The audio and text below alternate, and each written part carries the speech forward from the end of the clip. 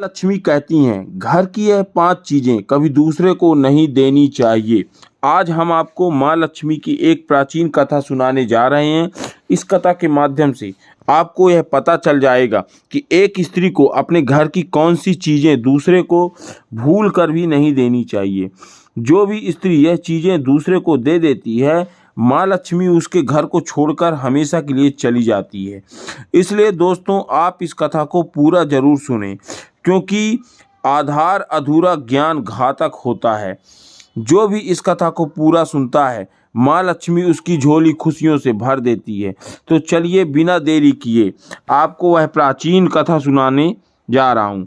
दोस्तों, पूर्व काल में की बात है। पूर्व काल की बात है। मध्य प्रदेश में एक अत्यंत शोभायमान नगरी थी। उस नगरी में एक सुकन्या नाम की स्त्री अपने पति और सास ससुर के साथ निवास करती थी। सुकन्या एक पतिव्रता नारी थी, जो सत्य धर्म का पालन करने में तत्पर और गृह कार्य में दक्ष की सुकन्या का थी। और सुकन्या का स्वभाव अत्यंत दयालु था। वह सदैव दूसरों की सहायता किया करती थी। सुकन्या का पति संजय एक वैश्य था। उसकी अनाज की एक दुकान थी। वह बाजार में लोगों की ज़रूरत की चीज़ें बेचा करता था। सुकन्या अपने पति से बहुत अधिक प्रेम करती थी। वह अपने पति को ही परमेश्वर मानकर उसकी सेवा करती थी। सुकन्या नित्य पति से पहले जागती थी, मतलब पति से पहले जाग जाती थी। अपने घर का आंगन को अच्छी तरह से स्वच्छ करती थी, फिर रंगोली बनाकर आंगन की सजावट करती थी। उसके बाद वह अपने घर को स्वच्छ करती थी, फिर स्नान करती थी। आदि कार्य संपन्न करते के बाद वह तुलसी को जल देती थी और देवी देवताओं का पूजन करती थी। इस प्रकार से वह रोज अपने नित्य कर्म करती थी। सुकन्या ने कभी किसी का अनादर नहीं किया था।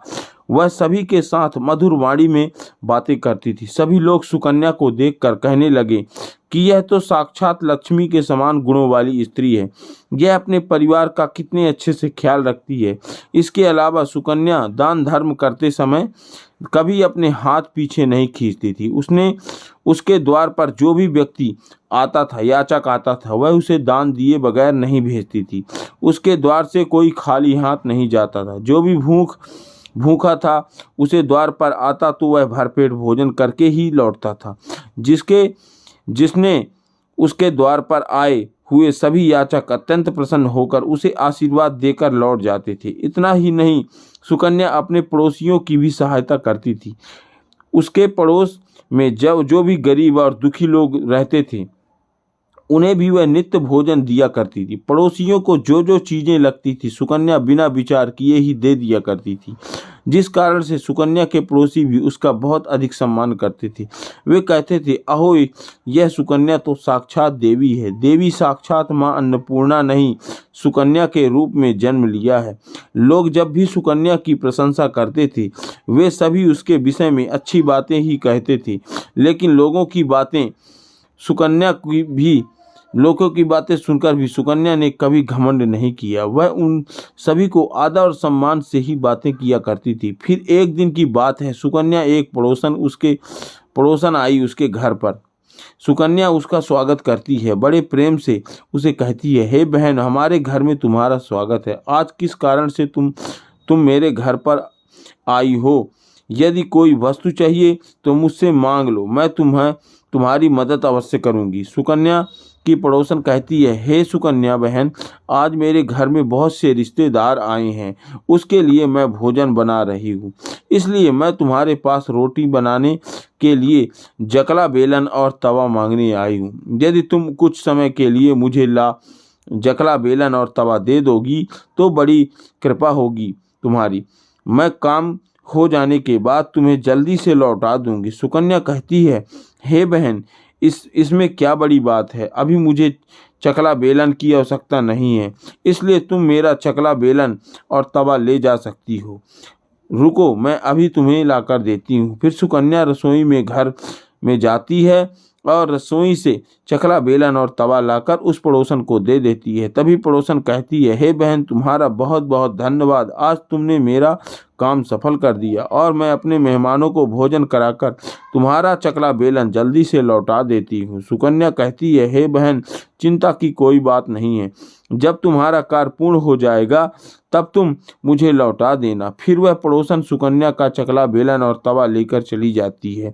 कुछ समय बाद अन्य एक स्त्री सुकन्या के घर पर आती है। सुकन्या उसका भी प्रेम से स्वागत करती है और पूछती है, पधारो बहन, आज तुम्हें मुझसे क्या काम है? संकोच ना करो और बताओ तुम्हें मुझसे क्या चाहिए, मैं तुम्हारी मदद जरूर करूंगी।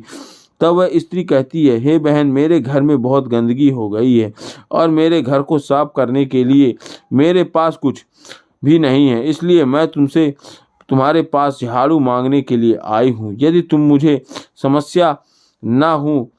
तुम्हें कोई समस्या ना हो तो कृपा करके मुझे अपने घर की झाड़ू दे दो।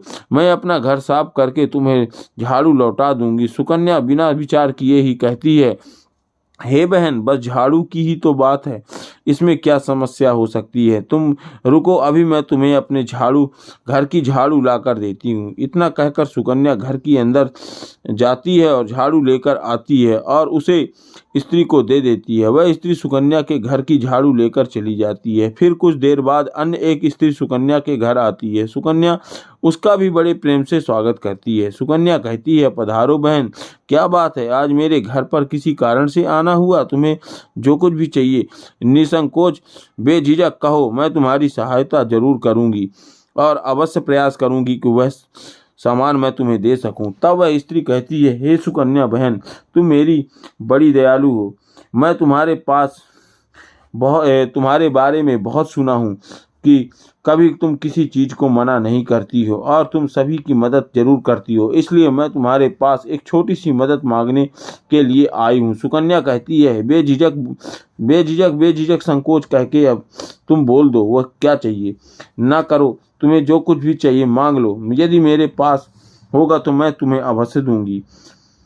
इतनी करूंगी, मैं तुम्हारी सहायता अवश्य करूंगी। तब वह स्त्री कहती है, हे सुकन्या बहन, आज मेरी बेटी को देखने के लिए लड़के वाले आ रहे हैं, इसलिए मैं चिंता में हूँ। मेरे पास पहनने के लिए एक भी गहना नहीं है, तो मैं अपनी बेटी को क्या दूँ? उसके पास पहनने के लिए अच्छे वस्त्र भी नहीं है, इसलिए कृपा करके मुझे आप थोड़े से गहने और वस्त्र उधार दे दीजिए, केवल एक दिन के लिए। जब लड़के वाले देखकर चले जाएंगी तो मैं तुम्हारे गहने लौटा दूंगी। उस पड़ोसन की बात सुनकर सुकन्या कहती है, बस इतनी सी बात है बहन, तुम चिंता मत करो, तुम्हारी पुत्री मेरी छोटी बहन के जैसी है, उसकी सहायता मैं अवश्य करूंगी और मैं तुम्हें मेरे गहने और साड़ी देती हूँ, जिसे पहनकर तुम्हारी पुत्री राजकुमारी लगेगी। फिर सुकन्या अंदर जाती है, गहने और साड़ी लेकर आती है और उस पड़ोसन को दे देती है। वह पड़ोसन प्रसन्न होकर सुकन्या और के गहने और साड़ी लेकर चली जाती है। फिर शाम हो जाती है और अन्य एक पड़ोसन सुकन्या के घर पर आती है। सुकन्या उसका भी बड़े प्रेम से स्वागत करती है और कहती है, पधारो बहन, आज किस कारण से मेरे घर पर आना हुआ? बताओ, मैं तुम्हारी किस प्रकार से सहायता कर सकती हूँ? तुम्हें जो कुछ भी चाहिए निसंकोच बेझिझक होकर कहो, मैं तुम्हारी मदद जरूर करूंगी। वह पड़ोसन कहती है, हे सुकन्या बहन, तुम बड़ी दयालु हो और तुम सभी की मदद करती हो, इसलिए मैं तुम्हारे पास आई हूँ। मेरा बच्चा भूखा है और उसे पिलाने के लिए दूध नहीं है, इसलिए मैं तो तुम्हारे पास दूध मांगने के लिए आई हूँ। अगर थोड़ा सा दूध मिल जाए तो कृपा होगी। सुकन्या कहती है, अरे बहन, इसमें कौन सी बड़ी बात है, लो अभी मैं तुम्हें दूध दे देती हूँ। सुकन्या रसोई घर में जाती है और थोड़ा सा दूध लेकर आती है और उस पड़ोसन को दे देती है। वह पड़ोसन प्रसन्न हो जाती है और उस दूध को लेकर चली जाती है। इस प्रकार से सुकन्या अपने सभी पड़ोसियों की मदद कर देती है और प्रसन्न होकर घर का काम करने में लग जाती है। फिर रात होते ही उसका पति घर लौटकर आता है।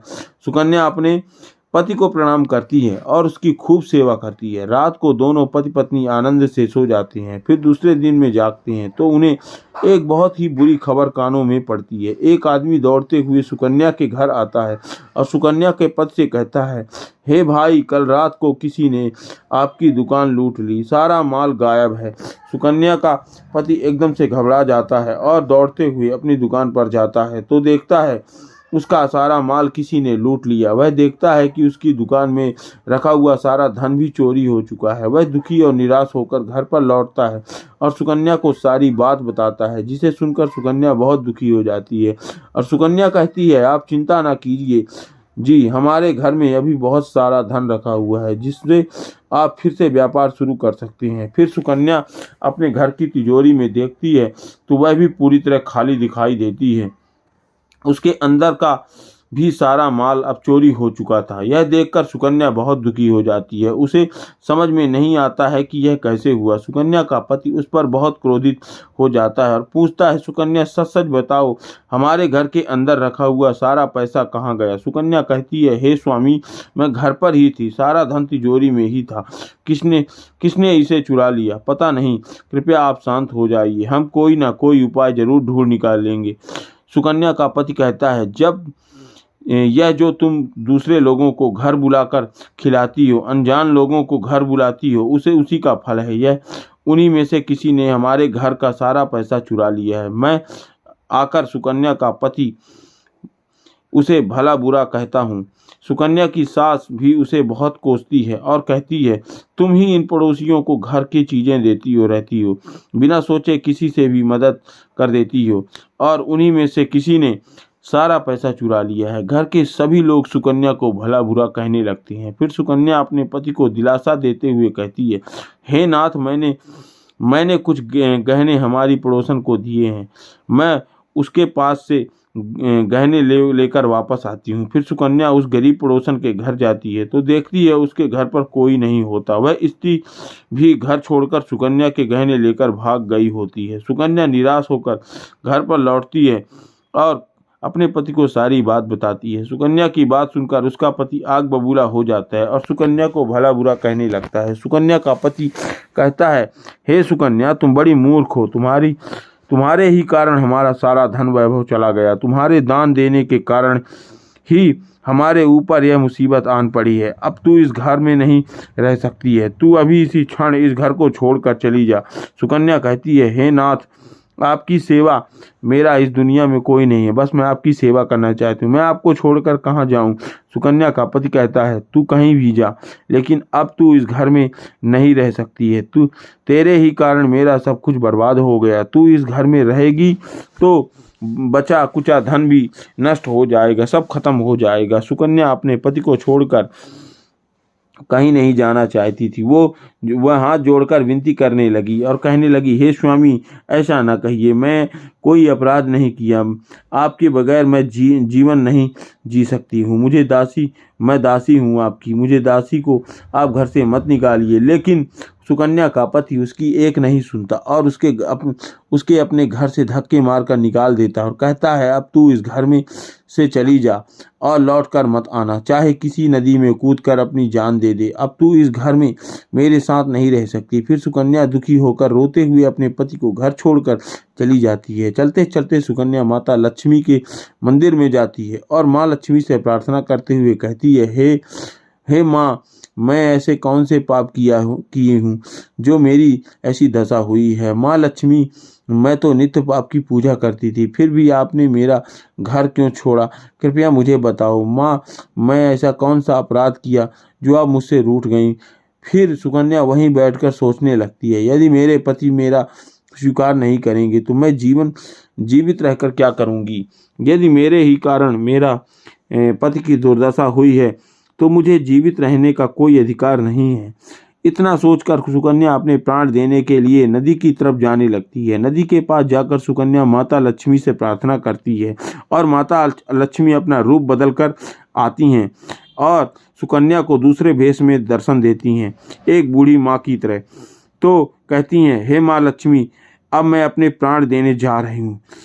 यदि मेरे तुम्हारा पूजा कोई कमी रह गई हो तो मुझे माफ़ कर देना। अपने पति के बगैर जीवित नहीं रह सकती थी, इसलिए अब मैं इस नदी में कूदकर अपने प्राण दे दूंगी। इतना कहकर सुकन्या नदी में कूदने ही वाली थी तो लक्ष्मी, मैंने अभी आपको बताया कि माता लक्ष्मी दूसरे रूप में प्रकट होकर सुकन्या के पास आती हैं और कहती हैं कि रुक जाओ सुकन्या, रुक जाओ, पुत्री, तुम यह क्या कर रही हो? सुकन्या आंखें खोलकर देखती हैं कि साक्षात माँ लक्ष्मी उसके सामने खड़ी हैं। माँ लक्ष्मी के दर्शन करके सुकन्या खुश हो जाती है और वो ये नहीं जान पाती कि वो माँ लक्ष्मी स्वयं आई हैं साक्षात। और वो बूढ़ी माँ कहती हैं कि बूढ़ी माँ कहती हैं कि बारंबार नमस्कार करती हूँ, और ऐसी स्त्री जो मेरी नित्य दिन पूजा करती रही मुझे। और सुकन्या कहती है, मुझे क्षमा करो माँ, मैंने बहुत पाप किया है, इसलिए मैं अपनी जान देने जा रही थी। मनुष्य को स्वयं और अपने प्राण नहीं लेने चाहिए, यह महापाप होता है। ईश्वर ने जो शरीर प्रदान किया है उसे ऐसे नष्ट नहीं करना चाहिए। सुकन्या कहती है, हे माँ, मैं विवश हूँ, मेरे पति ने मेरा त्याग किया है और स्त्री को अपने पति को छोड़कर नहीं रहना चाहिए। मैं अपने पति को छोड़कर जीवित नहीं रह सकती, इसी कारण मैं अपने प्राण देने जा रही हूँ। देवी लक्ष्मी कहती हैं, हे सुकन्या, मैं सब कुछ जानती हूँ और यह भी जानती हूँ कि तुम्हारे पति ने तुम्हारा त्याग क्यों किया। यह सब तुम्हारी ही भूल के कारण हुआ है सुकन्या। तुमने अनजाने में कुछ ऐसी चीज़ें दान कर दी हैं जिसका कारण से मुझे तुम्हारे घर छोड़कर जाना पड़ा।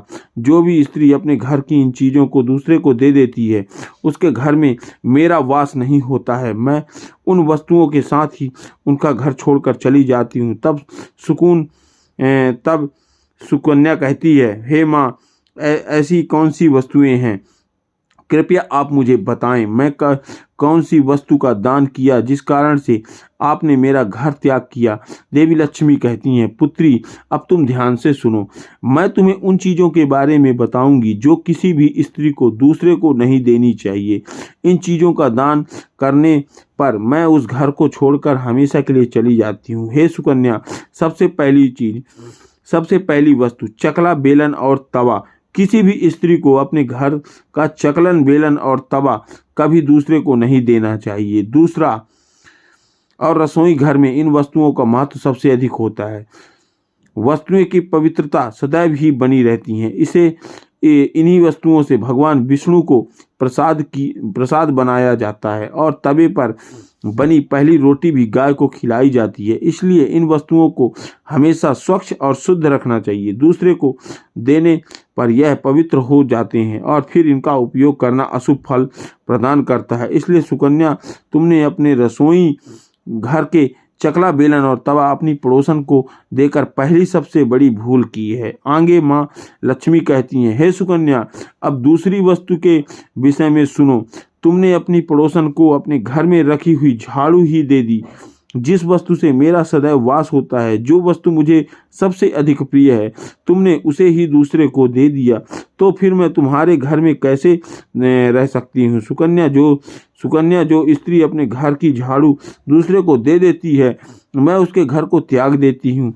झाड़ू से घर की स्वच्छता की जाती है और जहाँ पर स्वच्छता होती है उसी स्थान पर मेरा वास होता है। ध्यान में रखना सुकन्या, घर में झाड़ू को हमेशा छिपा कर रखना चाहिए। झाड़ू पर बाहरी व्यक्ति की दृष्टि भी नहीं पड़नी चाहिए।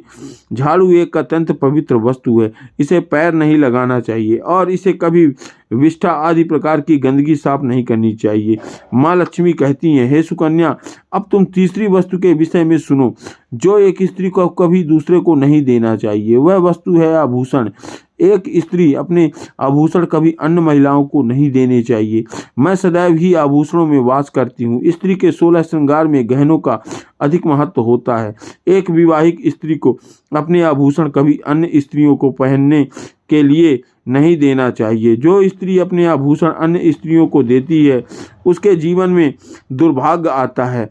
अहे सुकन्या, अब मैं तुम्हें चौथी वस्तु के विषय में बताती हूँ। किसी भी मनुष्य को शाम हो जाने के बाद कभी सफ़ेद रंग की वस्तुओं का दान नहीं करना चाहिए, किंतु तुमने शाम के समय दूध का दान किया था। शाम को दूध का दान करने से जीवन दुर्भाग्य आता है। शाम को सफ़ेद रंग की चीज़ें दान करने से मनुष्य के जीवन में अशुभ काल आता है। माँ लक्ष्मी कहती हैं, सुकन्या, अब मैं तुम्हें उन सभी वस्तुओं के बारे में बता दिया जिनका कभी दान नहीं करना चाहिए। यह वस्तुएं कभी दूसरे को उधार में अथवा उपयोग के लिए नहीं देनी चाहिए। सुकन्या कहती हैं, हे माँ लक्ष्मी, मुझसे बड़ी भूल हो गई है। मैं इन बातों से अनजान थी, कृपया मुझे क्षमा कर दो और अब मुझे प्रायश्चित करने का उपाय बता दीजिए। देवी लक्ष्मी कहती हैं, हे सुकन्या, तुमने प्रायश्चित पहले ही कर लिया है, इसलिए अब तुम अपने घर पर लौट जाओ। मैं तुम्हें तुम्हारा संपूर्ण वैभव और धन संपत्ति लौटा देती हूँ। इतना कहकर माँ लक्ष्मी उस स्थान से अंतर्ध्यान हो जाती हैं। फिर सुकन्या भी माँ लक्ष्मी को धन्यवाद करती है और उस स्थान से घर की तरफ जाने लगती है। तभी उसका पति ढूंढते हुए उसी की तरफ आ रहा था। वह सुकन्या के पास आकर उससे क्षमा मांगता है और कहता है, हे सुकन्या, मुझे माफ कर दो। मैंने तुम्हें बहुत भला बुरा कहा। तुम तो साक्षात देवी के समान हो। माँ लक्ष्मी की कृपा से हमें अपना सारा धन वैभव वापस मिल चुका है। जिन लोगों ने हमारा धन लूटा था उन सभी ने हमारा धन हमें लौटा दिया है और तुम्हारा नाम लेते हुए क्षमा मांग ली है। यह सुनकर सुकन्या बहुत प्रसन्न होती है और अपने पति के साथ घर पर लौट जाती है। माँ लक्ष्मी की कृपा से सुकन्या के घर में फिर से सुख समृद्धि आती है और उसके बाद सुकन्या ने अपने पति की यह 4 चीजें कभी दूसरे को नहीं दी। तो दोस्तों, उम्मीद है कि आपको यह कथा पसंद आई होगी। वीडियो को लाइक कर दें दोस्तों, जरूर कर दें, और कमेंट में जय माता लक्ष्मी, जय वैष्णो माता जरूर लिखें। साथ ही चैनल को सब्सक्राइब करें। आपका बहुत बहुत तहे दिल से धन्यवाद।